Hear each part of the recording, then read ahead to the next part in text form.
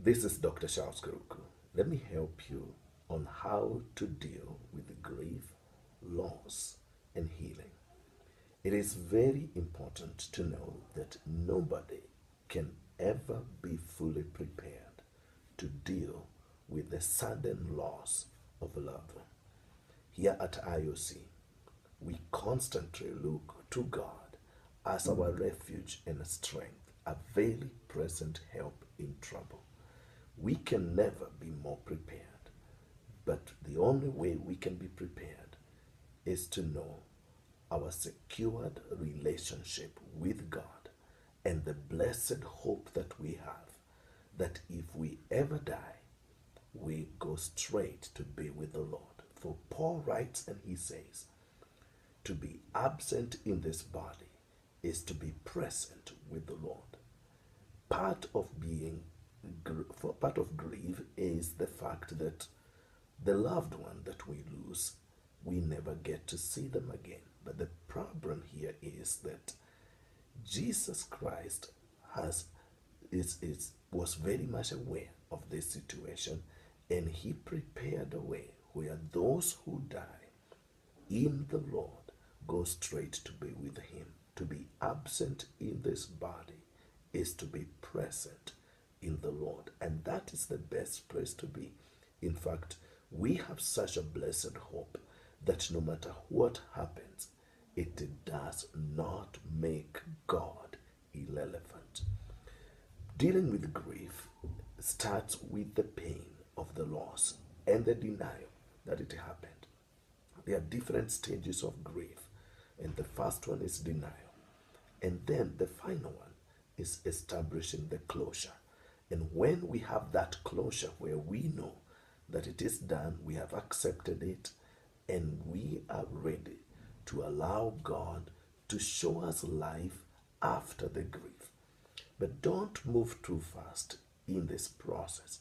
It is very important to cry, to weep, to wait on God, and to have that time when you don't even know what to do. You feel that emptiness in the inside.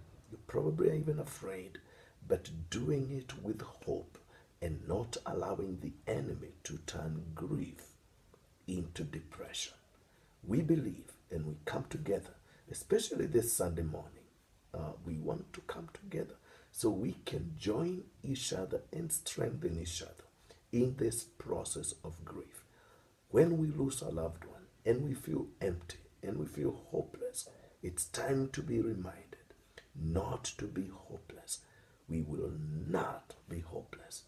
When Miles Monroe and his wife died in a plane crash, one of the most powerful messages that came from his children was that we are not hopeless.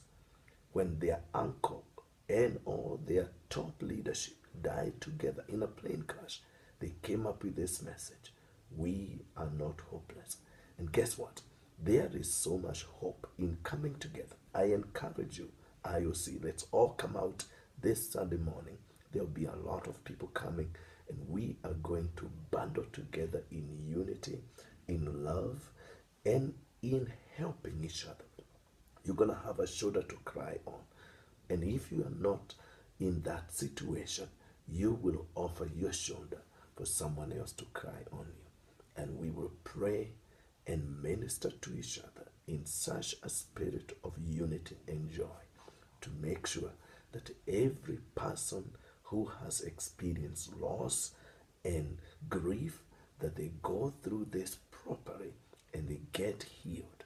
I am praying for you, and I believe the Lord will lift our spirits. He will lift us with so much hope and so much comfort by the Holy Spirit. One of the work of the Holy Spirit is to comfort. The Bible calls the Holy Spirit our great comforter. And in this time, how much we need the comfort of the Holy Spirit. So if you're dealing with any grief, any loss, any situation of feeling afraid, and as we go through these emotions, let the healing begin to the very deepest cuts and the deepest wounds. I love you. We'll see you here at IOC, 10 a.m. in the morning on Sunday. We look forward to being a blessing to you. Together, we are strong. I love you.